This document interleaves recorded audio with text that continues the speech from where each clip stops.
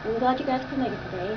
It's bringing on the warmer weather now, and you get to go to picnics and family events, and sometimes you'll want to bake something special, whether it's an old tried and true family recipe or try something new to impress people. There are various reasons to bake, and the process that I'm going to be talking about today is actually preparing for baking. So what you want to do, sometimes they all come in threes, and it's read, write, arithmetic, but then you're going to read again, and then proceed with the baking. So, number one, read before attempting to put everything together. It's best to read the directions clearly first. Write. Make a checklist for each category and subcategory for tools, ingredients, and procedures. Arithmetic is gathering and comparing all the items, including ingredients. The fourth is read the directions one more time, but this time pretend to go through each step. And then fifth and final is to proceed with the baking. Okay, so, again, whether it's an easy, everybody does it recipe, or a new recipe you'd like to try, it's best to have a plan in place to get the best results. So first, reading the directions. The directions are your playbook, the way to a winning outcome. As you read, you become familiar and start visualizing all the players. This makes it easier to focus and envision success. Tools, ingredients, and procedures work together like a team, and each one has a role. Now that you've read through the directions and have become at least a little familiar with all the players and what the game plan is, it will be easier to take the second step of making your checklist. Start with simple categories. First, your tools. Make a subcategorized checklist of what you will need with the headings preparation, baking, and storage.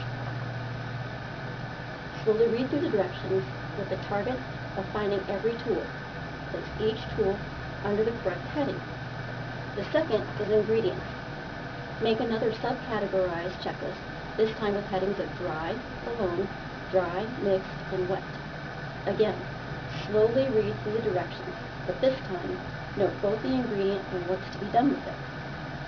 Some recipes will put the total of a single ingredient in the list, and the directions will break the whole into different amounts, depending on the procedure. I know that may have a painful side to of all the preparation for the preparation. It may seem over-detailed and overdoing it, but you wouldn't go out on the field without having the right gear, right? So, begin to gather your tools. Check each one off the list as you collect them. Some of these tools will be measuring tools, such as your spoons and your cups.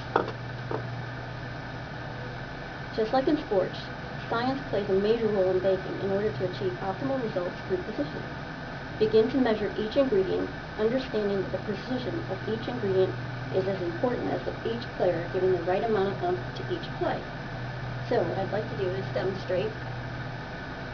If you're going to flour, sugar, or whatever it is, the best way is to take something flat and scrape it off across the top. This can go also for your measuring spoons. Sometimes if you have baking soda or baking powder, either the lid can act as your tool to scrape across, or you just grab a flat edge of a knife and scrape it off that way. Each player has a job in order that they do it. After you precisely measure each ingredient, set them in the order in which you will need them. Preparation in and of itself can sometimes be very trying, and if you lose sight of the end goal, here comes the fun part. Hang in there because we're close to the end. Sports heroes don't become heroes without practicing and envisioning success. Start at the beginning of your recipe. Act like you are actually preparing your recipe. Note your actions and thoughts. If necessary, make adjustments for where and how you placed your tools and ingredients. If you're going through the process of pretending and you continually go to reach for a certain kind of spatula off to the left with your left hand, and it's not there, it's best to put it there because that's your comfort level.